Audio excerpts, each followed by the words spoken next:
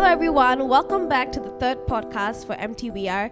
Here on Chai Chats today with me, Arayan and Neethi. Hi guys. Hi Cheryl. Hi Cheryl. How are y'all feeling today? Feeling good? Feeling good? Yep. Okay, why don't you guys give a brief introduction about yourself for those listening in on the podcast? So my name is Ryan. I'm from this church. It's my wife, Neethi. I think she can introduce herself. We have two boys, Levi and Silas, age 5 and 3. Yeah, I think you've covered what I wanted to say. What do you guys do? Like, what are your jobs? So I work in shipping. Mm. So my work is home-based. I work from home. This was even before COVID as well. So okay. the flexibility is nice. It's good. So it takes up most of my day and weekends as well. But it's okay. It's good for now. Nice. Pays the bills. What about you, Neethi? Hi, I'm Neethi, as Ryan said. I'm, I guess, for the purpose of this podcast, a working mom of 2, Levi and Silas. They're 3 and 5. And I work in shipping as well. Actually, the same. Oh, nice. We will Wait, work at We're the in the same same place. company, actually. That's so convenient. Yeah. Do you guys like that, like being in the same company together so you can like... We don't get to interact much work-wise because okay. different department and different scope. Okay. Yeah. Yeah, but we both work from home. Yeah. So Oh, okay. we're in the same office, technically. Ooh, oh, that's convenient. Yeah, okay. Wait, did you guys make that as a conscious choice to be in the same industry together, or it just happened to be your interest? I studied mechanical engineering in school. Mm-hmm. So it just so happened by coincidence that she joined the same second company that we've worked together in. Yeah. So you guys have worked together in another company? Twice. Oh, Yeah. wow. So our first job was the same company, Uh-huh. and then I left to join this company. Mhm. She left to join Somewhere few else. other companies, and we Yeah. kind of like ended up in the same Okay, that's same nice. place. Yeah. I guess it was meant to be then, to work in the Ah, same yeah, company. You can say Yeah, so. yeah. You can say so. Okay, so for today's podcast, we're actually covering the topic of parents with young children. And we have a verse for the podcast. It's from Proverbs 23, 13 to 14. It goes, "Do not withhold discipline from a child. If you punish them with the rod, they will not die. Punish them with the rod and save them from death." So just as, to talk to you guys as parents with young kids, especially working parents, since you guys are both working, I guess maybe we can start with, what does a day in a life of a parent with young kid look like? Okay, so I guess when they are 3 and 5, so they go to daycare because we're both working, and it's quite difficult to have them at home Yeah. and also work at the same time. So the morning routine, wake up, snack before breakfast in school, get ready, and go to school. Do you guys have to wake up very early every morning to get them ready? We wake up at 7, about 7:15. Mm-hmm. The kids are not happy about it, Yeah. but they have no choice because I'm not gonna make Oh, them there's like a breakfast. start time at student They have like breakfast in daycare. school, so if you miss it at Oh. 8:30, there's no breakfast for you. Oh, Yeah, that's so brutal. Yeah. yeah, So we try to get them Yeah, out. because I start work in the morning, so Mm. I don't really have time to prepare breakfast for them. Yeah. And even if I make breakfast and don't eat, it's really wasting my time. So I'm just gonna get them ready, change, shower, Yeah. and get them out of the house and to school. So that is how our morning looks like. I mean, generally speaking, if you go to our house, it looks like a tornado has run through it most of the time. But only when guests come, then it looks like a hotel Very and all. But nice, very nice, yeah. But yeah. actually, that's not how it looks like. It's just, On a day. they just break your stuff. Yeah. You can't have nice things in the Oh my house. gosh. Yeah, Okay, so okay. like this is the reality of having two boys, right? But yeah, so even during our when we do have free time, the weekends, we do try to do things with them, take them out, whether it's like swimming or something that they would enjoy. Yeah, so it's a bit challenging working, and we don't have a helper at home, so we kind of have to manage everything ourselves, like managing our house and. That's a lot actually for you guys to do that without a helper. Yeah, it's Especially quite with a like task. when your kids are still very young, Correct, yeah. Yeah. So things like groceries, thinking of what to make for dinner, Oh, that's the worst. that's the worst. Really? Because Oh wait, they thinking eat of like, what to They cook. eat like 5 things. Are are they very picky, like in terms of what they they are like? not very picky, but would really only enjoy like five Ah. things, and that's what they ask for in the morning. Oh, okay. And if they come back home and it's not what you have made, Oh. no, yeah, they, Yeah. they go into a So How would you say your lifestyle has changed from like before the boys versus to now? I always tell people like, if at the end of your life, if you were to put like a divider between any point in your life, it's before kids and after kids. Really? It's not even before marriage, after marriage. It's BC. Yeah, before BC, before kids. Not C. Yeah. C, before children. Before children. Yeah, Oh, before yeah, children. okay. And That's after what I meant. Right, I thought okay. Yeah, so I mean it's very interesting, I would say. I feel like a lot of the relationships that you had with people in the past kind of fade off after you have kids, because you really don't have time to maintain those friendships and those relationships. And then you'll find that the people that are really true to you, I mean really close to you, they are the ones that stick around, and you really do have a stronger bond with them. Yeah. So I mean, generally speaking, life is really different, I would say. Priorities change. Like, yeah. when we were younger, like I think around your age and even younger than you, we both used to be the kind of people that were going gaga over babies in church. Like we would love to carry them and play with them, and I thought, okay, you know what? I always want to have a child. I always wanted to be a mom at some point. But once you actually become a mom, you realize it's not just the playing. There's so much more that goes on. Yeah, behind. that you're actually responsible for. Yeah. You're responsible for life. So I know it's a bit scary. I feel to me. For me personally, I do go gaga over babies, but I am very scared to pick them up or to like. Because when they cry, then they have to go back to the parents, and the parents have to be the one who has to like make them like deal with this, make them stop crying. Console And I'm them, very scared of that. So I usually like wave at them from afar, or like I will wait to see if they come over first instead of like going to like pick them up, because I'm very scared. But actually, talking about how you knew you always wanted to be a mom, one of the things I have to ask you guys is, when did you know you were ready to have kids? So when we first started dating, I think it might have been about 10 years ago. It's been a long time. So even before we started seriously dating, we already had this discussion. This conversation was so quite, before we even like embarked on anything important, serious, we told each other we're going to get married in 5 years. Because I think to me 5 years is a good amount of time to know someone. And personally, I don't quite understand when people say, I'm together with this person because we share a lot of things in common. We don't have, me and Neethi don't have anything in common. Very little in common, actually. We don't like the same music. Oh. We don't like to watch the same movies. My sense of humor is different from hers. So things I find funny, she doesn't really find that funny. But when we had this discussion, these were the things that we talked about. Like, do you want kids? How are you going to parent the child? Because when I first met Neethi, and when I got to know her, I knew that she's the mother that I wanted for my children. So it's a very easy decision to move the relationship forward. So other than, I mean, like, if you are going to be together with someone because you have same things in common, they're like interest groups for that, right? I mean, that's a friend who has a similar interest, but moving forward and starting a family, that's very different. So we knew that we wanted to have kids early. The prospect of having kids later on in life didn't appeal to us, because I just think it'd be too tired. I agree. Younger it's very parents, I think you have a bit more energy. Right? That's right. Yeah. A bit more energy. It's just easier to deal with physically.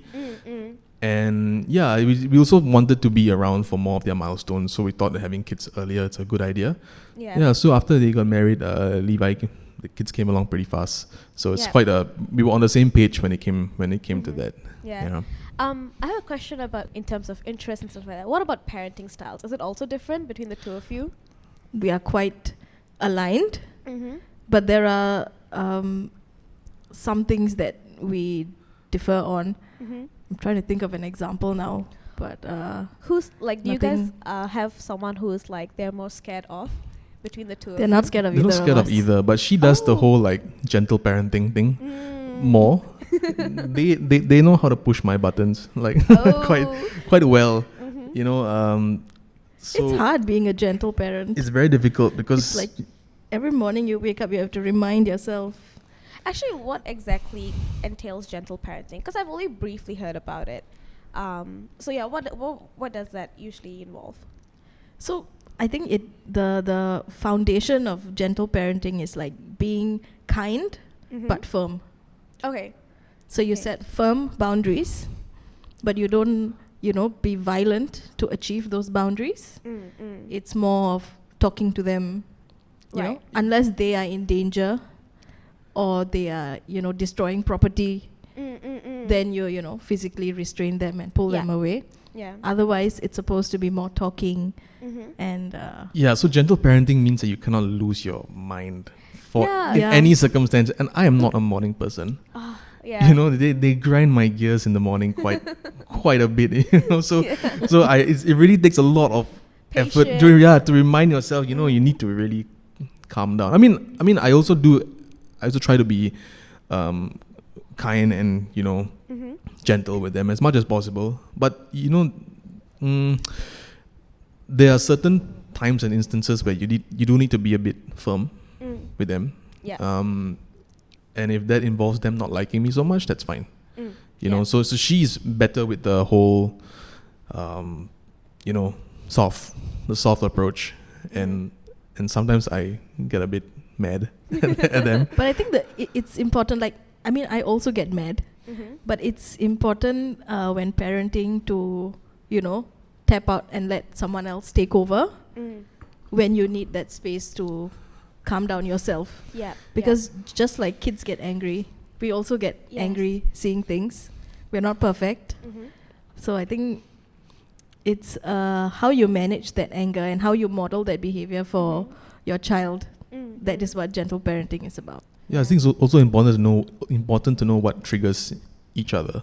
Like certain things would yeah. trigger her, Mhm. certain things would trigger me if it doesn't. So like it's important to identify that, Yeah. and when the situation arises that person is your partner is feeling angry with the child, Mhm. you need to step in, because what I find is it's important to discipline the child from out of love rather than anger. Yeah. And sometimes you need to sort yourself out before you discipline the child. Yeah. A lot of times you'll find yourself, disciplining your child out of anger, and that's not right. You need to discipline your child out of love, Yeah. but it's easier said than done. Sometimes you Yeah. just are just seeing red. That is, you need to pull yourself back, Mhm. and it's important for your partner to recognize that and to step in when they have a cool head. So it's really teamwork in that sense. Yeah. Raising kids. Yeah, I think that like matches the verse in a very complimentary way, because I used to have my mom say like, oh, spare the rod, and you're Yeah. not like, so you have to like be more harsh. But I guess the way Yeah. you guys, I really like how you said, you discipline them with love rather than with anger. Yeah, I think that really like sums up how parenting is like for you guys. But you did mention about teamwork in the approach, and I was just wondering, how else do you guys split responsibilities when it comes like between you two, especially when you are working as well? So because Ryan, like he said, he works sometimes during the day, sometimes at night. So his work could come in, in the evenings, which is like prime time for the kids. When they are home, they're having their dinner, their whatever activities, and they need their showers, go to bed. So it's just setting the expectations. Like for me, if, I know that Ryan's not going to be around, I will be mentally prepared that, I will be doing most of the work. Or if Ryan knows that I won't be home, I'm out somewhere, so he's mentally prepared. Yeah. So it's just giving each Like other that prepping. space. Yeah, and that communication is prepping. very important to letting each other know what to expect for that day. And it's really about give and take. And like some days, I will need to give 100%. So it's not 50-50. Some days she will need to give 100%. and you can't calculate these things. You can't say, oh, last week you went out with your friends, so this week I'm gonna go out with my friends. Yeah. So it's really about giving each other space as well. So like if I want to go out with my friends, there's no like, oh, you gotta be back at us. It's like just go out, have your time to decompress, and she also will do the same. So it's really about communication. Like so she would tell me like in advance, or in 2 weeks time I have this appointment and I'm going somewhere. Like, sure, go ahead, fine, that's cool. So it's just about setting the expectation for that coming week. So it's important to like speak to each other and also have a routine. So in the mornings, we both know that I'm the one responsible for bringing the kids to school, and like packing the bags she does. I would I'll brush their teeth and change them and things like that. So we kind of know who is in charge of what, or what thing. And also like she generally does the cooking, because I think she just enjoys it more. When I do have time. When she does have time, yeah. So when she doesn't have time, just like order something. So it's all about communication and managing expectations. I mean, obviously you don't expect to have a 5-course home cooked meal every day, right? It's just not possible with young kids, and or a when you're sparkly working. clean home. Or sparkly clean home, yeah. So you just have to Those expectations. Yeah, it's really sometimes you have to realign your expectation. I think that's very important, and understand that you can't have it all. There's no perfect house. Some aspects you might have, some aspects you might not. You might not be so good at. So it's just about just trying to improve the situation every day, and to communicate with your spouse. Yeah. Right. And I'm quite interested to know, how was the jump like with having Levi and then Silas coming along? Was it easier raising up the second child, or would you say that like you felt your responsibility sort of doubled? It was as a mom, going from Levi to Silas, the initial 1 or 2 months was quite difficult, because I felt like spending time with Silas was taking time away from Levi. So that affected like my bonding with Silas and my time with Levi. And in general, you are just like a mess the first it is few quite hard. weeks and months. It's just a crying mess all the time. So when Silas came along, it was a bit difficult. But then again, they're both very different babies. I feel like he would sleep a little bit easier than Levi did. And we were living with my parents at that time. So we had a lot of help, transitioning from no child to Levi and Levi to Silas. Yeah. Actually, for me, I found the culture shock of having Levi extremely overwhelming. The first child. Okay. Because you don't know how to do things. You don't know how to change a diaper. You don't know how to shower your child. You don't know how to deal with a fussy child. And these are things that are just thrown onto you. I mean, you can read as many parenting books as you want, but it doesn't work. I mean, like, every child is different. So like whatever it says whatever it might say in a book, it just doesn't work for your child. And like I found that transition from having no kids to Levi, it was quite exhausting for me. But when Silas came along, I felt like we kind of knew what to do generally, what to do, and so I felt it was okay. Like, it wasn't double the responsibility, but it was quite an easy transition for me, at least. And I think it's quite interesting to like note that like Silas, the second child, would never know what it's like to feel displaced as the first child getting all the attention. At the same time, he would never know what it's like to have all the attention on him, like how Levi had. Levi did for 2 years. So like they're both growing up in very different like dynamics, and so it's important that you are able to recognize these things and manage it. But I felt Silas is pretty easy baby, I thought. And maybe that's because we already knew what to expect. What to do. Yeah, and also like what Neethi said, we were staying with her parents. So like, the phrase "takes a village to raise a child" is so true. Yeah. And I really don't think we would have been able to cope without her parents. Yeah. They really helped out so much. Yeah. I remember the first night that we brought Levi back home. We had read all the books. So Levi had to stay admitted in the hospital for about a week because of suspected infection. Okay. So we brought him back home a week after he was born. Right. And we thought, okay, we know what to do. At night, okay, we'll set alarms every 3 hours. Every 3 hours they need to be fed? I didn't know Yeah, that. every 3 Yes. hours. Whoa. They need to be fed every 3 hours. You can't just 2 leave to them. 3, You can't depends just on the leave them in baby. the bed and they let them see. You have to feed them every That's a 2 to 3 shock. hours.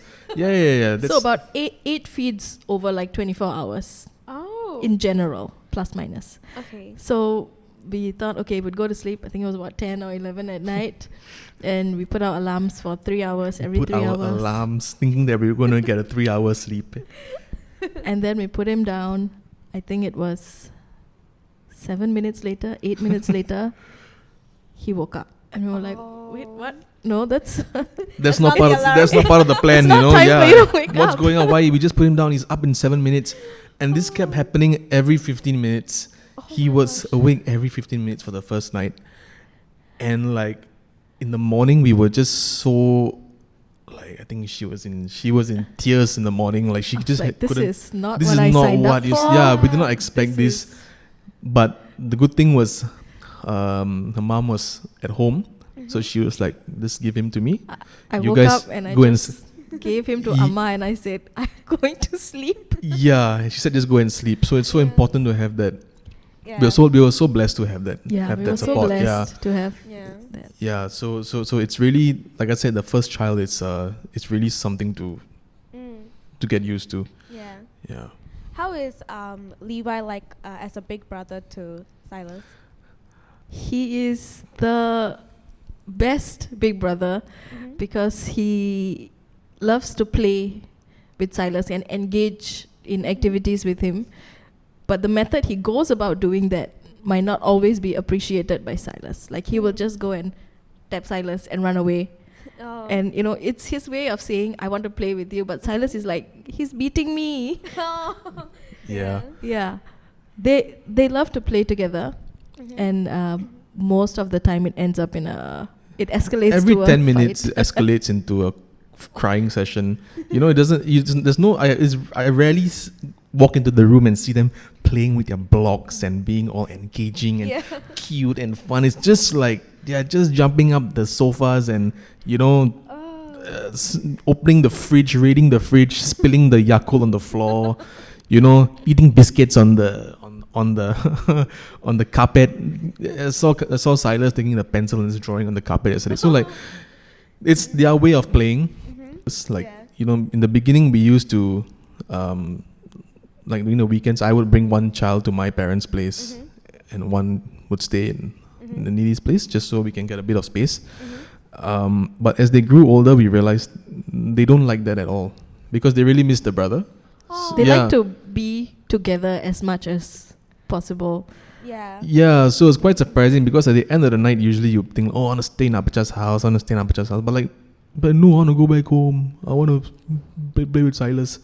Yeah, so it's quite interesting. Only like recently, within the last year, like you can see that bond Yeah. that they formed. So Yeah. it's nice to see them grow in that way. Yeah. Yeah. Does Levi do a lot of like guiding, like show Silas how this is done, how that is done? No, I wouldn't. I wouldn't say so. He has his moments. Yeah. The small things like how you put on your shoes or give a word of encouragement to Silas. It's quite cute. Yeah. Yeah, like if Silas does something good, like he's folded the clothes, Levi will come and say, "Oh, look, Silas folded the clothes. Let's give Silas a round of applause." Yeah, yeah. So it's quite So like they kind of like lift each other up at times. It's very interesting to see how their bond would grow over the next develop over the next few years. Yeah. And also with Levi and Silas right now, they both go to daycare, right? There's a lot of exposure that they're having to the outside world out there, especially with like the current generation of babies being known as like the iPad kids. They have so much information at the tip of their hands. What do you guys do to sort of guide them to, like to stay on the right path, to not like veer off, or like if they have any friends in school that might be like a bad influence or anything like that? I mean, they're 3 and 5 now. Mm-hmm. So their perception of like right and wrong or the right path is amounts to like, do I share my toys or how I talk to people? Mm-hmm. So the things that we tell them about with regards to staying on the right path is like, be kind to everyone, be respectful when you talk to people, and sharing is caring, which they know, and they always tell each other sharing is caring when they don't get a toy. My sister used to pull that quote on me also. Sharing is caring, but not vice versa, right? It's always it's only when you want something, but sharing is caring. Yeah. Yeah, I think like what you mentioned also. I think this is the age where kids can access information instantly, right? It's very different from when I was growing up. Like back then, if I want to listen to a song that I like, I have to sit in front of the radio for like 2 hours and hope that song is played. There was no YouTube. Yeah. There was the concept of internet was fairly new. Not everybody had an internet connection, and like you just. But now, when kids want to listen to a song, watch a video, it's just like they can just press the remote control and get access to all these things like instantly. Yeah. So I feel like this generation is might not be the most patient bunch. Yeah. And also the things that they are exposed to is quite scary. Yeah. If you think about it, like I think even like recently there was a cartoon on YouTube which was meant for kids. Mm-hmm. It's a cartoon that I used to watch. Yeah, it's a cartoon that she used to watch. Caillou. I don't know whether you've heard of that one. Yeah, and I mean there was a scene which I won't go into, but it involved the fracturing of the traditional family. Okay. Yeah. And Silas was watching this, and he was like, he didn't understand what was going on. He asked me, "Why is this happening?" Because the previous week he had gone for a wedding, and so when he watched this episode, he was like, "Why is the wedding in this way? This doesn't make sense." And so I was having this conversation with a 3-year-old. That's very which young. I did not even think I would be having to address these things at the age of 3. And you see, it's just such an innocent cartoon, but like the agenda, like to I feel like to destroy the traditional family is very strong now in society. Yeah. And it's very important for it's easy to say, oh yeah, I'm just not going to let my kids watch any TV, but that's not. It's not practical. It's not practical. Yeah. It's not useful. And it's finding its way into kids' cartoons. Yeah, you are just can't screen delaying everything that they are going to watch. Yeah. So you have to, as difficult as it is, you have to find a way to be on top of these things. So like I feel like the challenges are different from the world now. Yeah. Like our parents had to like put food on the table, make sure we went to school, grew up right. But now it's just so complex. There's so many aspects of society that is quite terrifying. I'm really quite worried for my kids entering the world. Yeah. And so my job is not to shield them. I believe that kids should fall. They should make mistakes. But the important thing is to have a good core to fall back on. So it's important to set these things up at home so that they have a mind of their own, because it's very easy to go out in society and be completely influenced by what's going on. If your home is not right, it's very easy to be influenced. Yeah. So you need to teach them to have a solid spine, and I believe that really you can do that by having Christ in the house. So that's very important. So it is a very challenging, and it's a topic that I actually can go very deep on, but maybe off camera. Otherwise, I'll be cancelled. I won't have a job to go to on Monday. Yeah, but I mean, actually, that was something I wanted to ask as well. Yeah. You mentioned earlier about kindness and respect as values, but Christian values also sort of come into play. And I was curious to know, how do you guys sort of introduce those Christian values to the kids or remind them about like, you know, the church and other Christian values and stuff?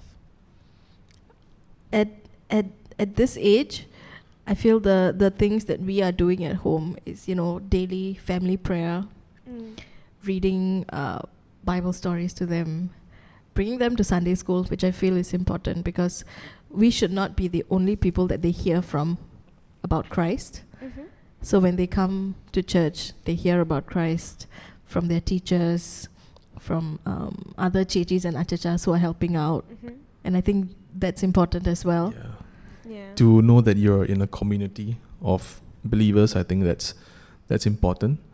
They also go to a Christian childcare, Daycare. so that's kind of good, I guess. But essentially, I think what you do have control over is trying as best as you can to model Christ in the home, so they can kind of learn. Age of 5 and 3, I think the most we can do right now is a family prayer and just try to treat each other like how we would want to be treated. Yeah. I think I really resonate with the Bible stories part. I think my earliest memory of Christianity and the church came because someone gave me like this very cute Bible stories book for, like, you know, when you finish an exam, they give you like a book, like a surprise. So I remember that was like the very first core memory I have, because I remember reading through the stories like multiple times just because the pictures were really nicely illustrated. It was a very, like, the story of Jonah and all that was like so, like, it was so exciting This to is mind blowing to see that. Yeah. I really think that like Christian stories from the Bible for like kids' book really made a very big impact for me as like growing up and like setting the foundations and stuff. Yeah, the kids' Bible is quite interesting. The drawings are very lively and vivid, so they do enjoy reading their that the kids' Bible as well. So like what you mentioned, it's very important to read to them these Bible stories and just to have them know the characters in the Bible. So it's one of those things that we do try to do at home as well. And like, you know, the foundation of like gentle parenting, like you said, you know, being kind and being firm, it's very Christ-like behavior. It's the things that slow to anger, you know. So if they can see that these kind of behaviors at home, I feel that's how they would model themselves outside as well. So more like role modeling yourself. Correct.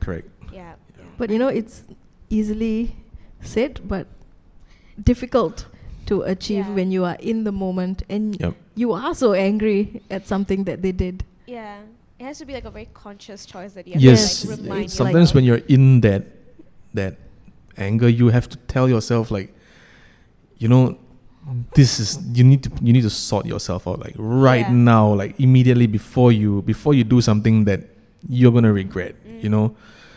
So it's very difficult, but it's something that you have to learn and try to. It's a skill that you need to develop, I think. And we fall short sometimes. We do lose it. And but I think the important thing is we do eventually go back to them and say, you know what I did was not right. And apologize. You know, try to come back. Speaking with kindness. I think that is not done a lot, you know. But I think it's very important because there are a few times where I might have disciplined them a bit out of anger, and when it was all over, I had to tell myself, here I am teaching these kids to be patient and not to act out. And I am a grown adult, and I am having these challenges. I'm not able to do so for myself. How can I expect someone so small whose brain is not fully functioned to understand these things? And I had to apologize to them. I said, you know, what I did earlier was not right. I'm very sorry. And they'd be like, it's okay, yeah, forgive me. And like, and you're just like, who is the adult in this situation? You know, like they're really.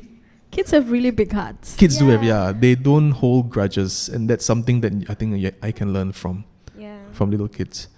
Actually, I think there's a lot of expectations because the parents are the role models for them to be perfect. But you know, like, we forget that we are also humans. I know we are make still growing as well. We're all growing together. And I feel like it's very heartening to see how you guys manage that with, you know, like speaking to your kids from like, we are human, we are going through the same mistakes as well. I think that's very like, I'm sure they will be able to remember that. I hope so. Yeah. I hope so. Yeah, because and the important thing is not to make that same mistake again. Because it's one thing to apologize, but if you're gonna do that again the next day, then That apology didn't. mean anything, Yeah. right? So every day I find myself having to work on myself. You know, in like my quiet time, like I have my quiet times very late at night. Like when I go to the gym and I have time to myself and I'm just with myself, I find myself reflecting on what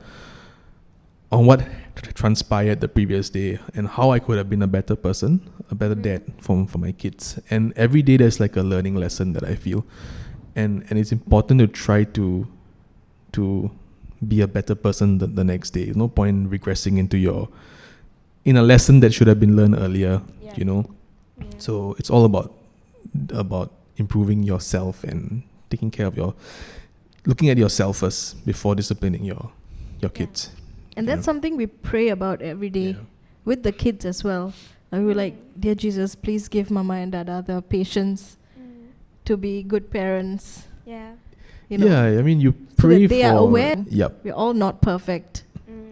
Yeah, you pray for patience and you pray for patience, you pray for patience. But God has given you 2 kids that you can be patient with every day. They give you opportunity to be patient with them. Yeah. So like it's something that you need really to have a close relationship with God, and for you to identify that opportunity where you can express that love for your child and to be patient, because when you face a situation with the kids, you can either go down the road of losing your mind with them, or you can be patient. And that's where I feel like God has given you the opportunity to choose the right way to go down. Yeah, there's no benefit in getting overly angry with them, or resorting to having to physical punishment. I feel in very rare circumstances is physical punishment warranted. Like a lot of times you find, like if you go out, you can see these kids getting slapped by their parents, and like the parents have lost. Like but I understand the parents. They've lost their, the will to live, or whatever you call it. Yeah, but like that kid is not going to learn from getting their face slapped in public. It doesn't work, and so like you have to really make conscious decisions on how you are going to approach the situation, because these things can have like detrimental effect many years later down the road. Yeah, exactly. Yeah. So like you don't think of how your actions now are going to really, it might make or break them down the road, right? Yeah, so I think that's a big challenge. And like we are also growing with them, like learning especially with Levi. When he turns 6, I haven't experienced raising a 6-year-old. I will never have experience in raising. So we're doing this together. You know what I mean? As he embarks on his new phase of life, we are doing this for the first time as well. Yeah. So we're never going to get things 100% right.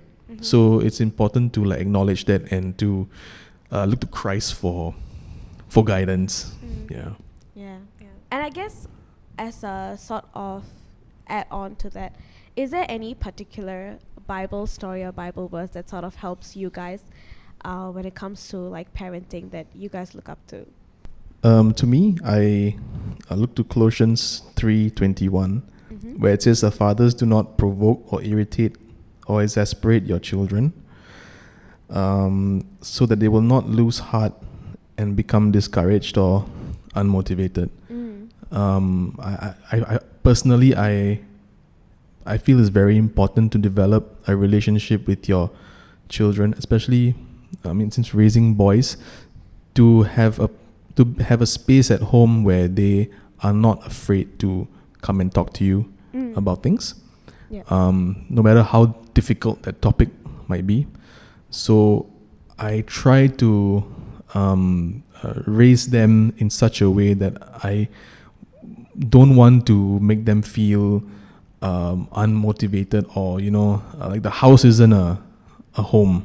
Yeah, like they feel scared. You feel scared. Yeah. While I don't think they should look to me as a friend in that sense, but rather as a parent who will always have their best interests at heart and to always point them in the right direction. And at the end of the day, they will have to make their own choices. But what I will do at home is to point them in the right direction. So developing that environment where they feel like they're able to come to me and to share whatever it might be. Like, I'm not going to judge them for any decision the things that are right and things that are wrong. But I want them to feel comfortable to come and talk to me. Yeah. So that is a verse that I resonate with very much. Yeah. I think that's also quite apt when you talk about unconditional love, right? Because that's the kind of love that Christ has for us. And that's the kind of love that we have for our children. For everyone else, for any other relationship you have, I believe it is conditional. Yeah. Relationship with your spouse, with anyone else, your friends, it's all conditional. Children, even if they do the absolute worst thing, you will still love them. Yeah. You know, and that's what you want. You want them to feel free to come back to you if they fail, with whatever worries they have, with whatever burdens they have. Yeah. Just like how we go to Christ when we fail with our worries, with our burdens, with our joys. Yeah. Yeah. Yeah. So, okay, the verse that I had in mind is Ephesians 6, verse 10. Says, finally be strong in the Lord and in his mighty power. Put on the full armor of God so that you can take your stand against the devil's schemes. It goes on to say in verse 12, for our struggle is not against flesh and blood, but against the rulers, against the authorities, against the powers of this dark world, and against the spiritual forces of evil in the heavenly realms. So it feels a bit morbid there towards the end, but I think it's quite fitting for the times when you have a lot of different avenues where you get information from, the internet, people around you, and as our kids grow up, they're going to, even we are still learning. The technology is advancing so fast. Every day we are exposed to new things that we are, still learning about. So you can imagine how it's going to be for the kids 10 years, 20 years from now. So I feel like this verse, in its simplicity, it's about having God all around you, like a protective armor, like a shield. Yeah. And that will give you the confidence, the power, and the faith to overcome whatever battles you face. So that was what I had in mind when it comes to a verse. Yeah. That's a verse that isn't very directly linked to parenting. It's not. But it's I not. agree with you on how it's very apt for this time and the age that we're in. Yeah. I think we are living in a world where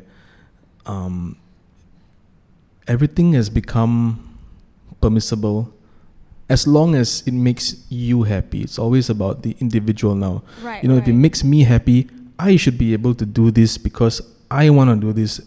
The message of thinking about your repercussions of your actions I feel it's not important anymore.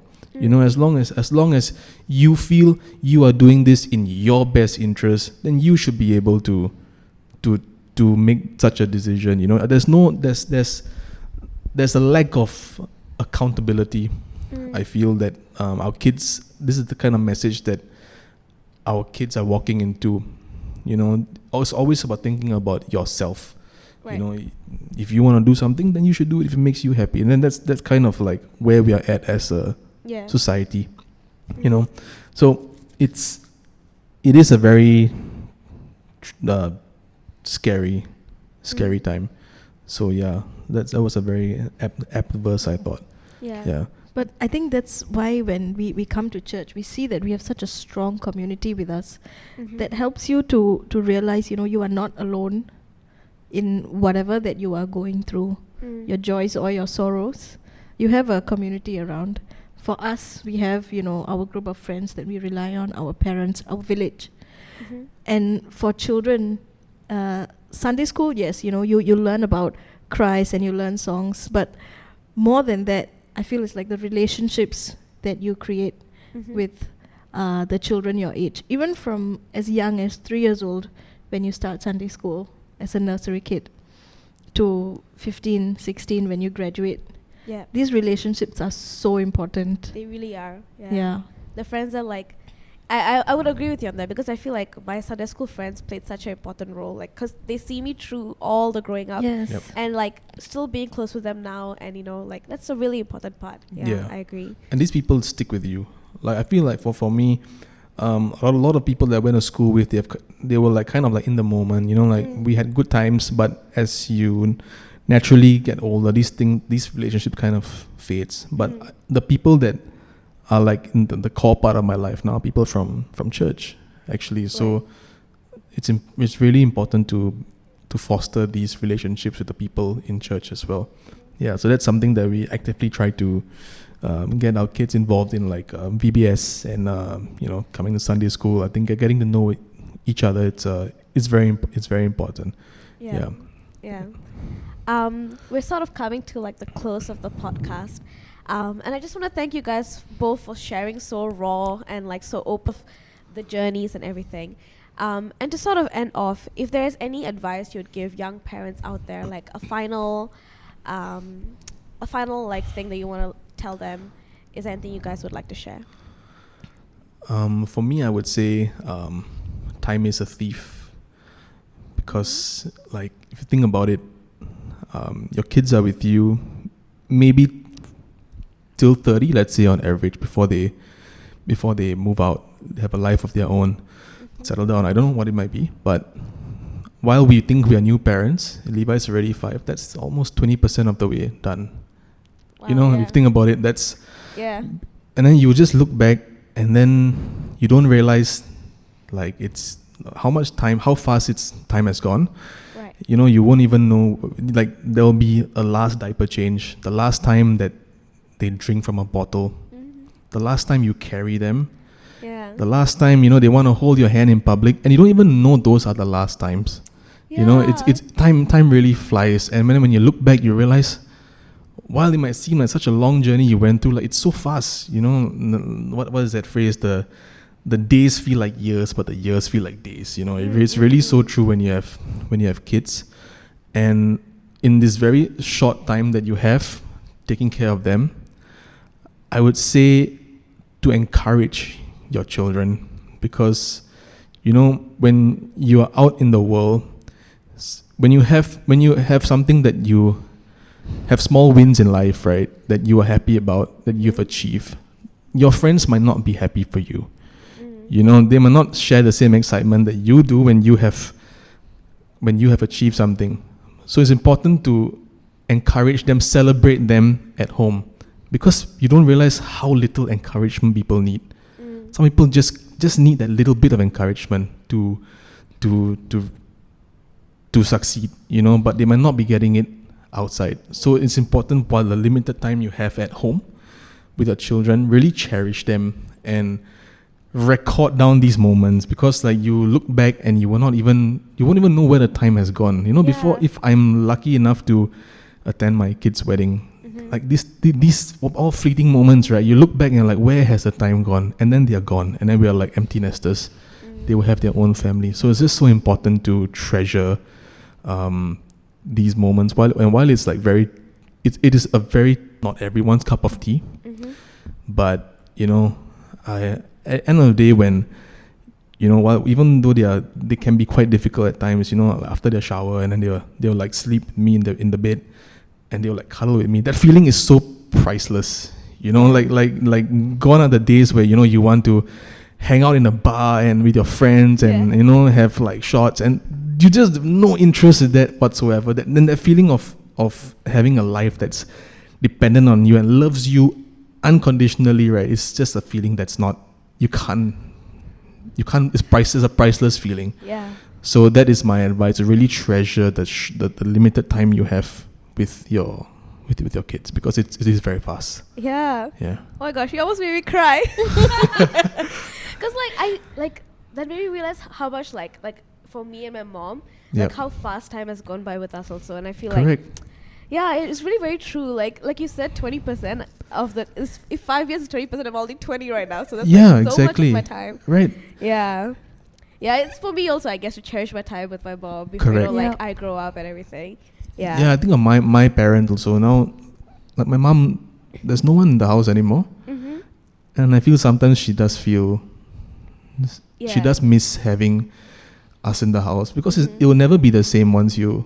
Sure, you can meet up for lunch and you Mhm. can have dinner and visit, but it's Yeah. not the same of like waking up, having breakfast, living in the same house. So and you don't even realize when it's over, Yeah. and there will come a time when it's over. So you have to really As chaotic as it is, treasure it. Yeah. Yeah. Yeah. Is there anything else you want to add on, Ms. Gigi? yeah, I think Ryan has summed it up pretty well. But I think, like you pray for patience, like he said, you pray and pray and pray for patience. God doesn't give you a cup full of patience. He Mhm. gives you all these opportunities to practice that patience. And that comes in all these situations that you are easily angered. Mhm. I think one advice that I have is to recognize these opportunities as answers to your prayers, Mm. and try and be kind, Yeah. because that is something that I struggle with. Mhm. So that's the advice that I have, is to be kind, be kinder to yourself as a Yeah. parent, because you are learning, Mm. and be kinder to your children. They have no one else to look out for them. Yeah. Yeah. Yeah. Thank you guys so much for sharing. I feel like those who are listening will really be able to resonate, no matter even if they're not a young parent. I'm not a Yeah. young parent, but I really everything really struck a chord with me, and I feel like I really appreciate you guys for sharing. And yeah, I'm so happy to have you guys here Yeah, on the podcast thanks for with us. having us. It's Thank nice. you for asking It's such nice to have great questions. Yeah. quite searching questions, actually. Like, you don't really think of these questions until you have to pencil out your thoughts, Mhm. pen down your thoughts. Mm-hmm. So it was quite. These are very good questions to think about, actually. Yeah. And we hope everyone who is listening also found the podcast insightful, and were able to learn something new about you guys and your journey as young parents, but also something for them to reflect upon. So thank you everyone for joining us on this podcast, and we hope you'll tune in for the next one. Thank you and bye-bye. Bye. Bye-bye.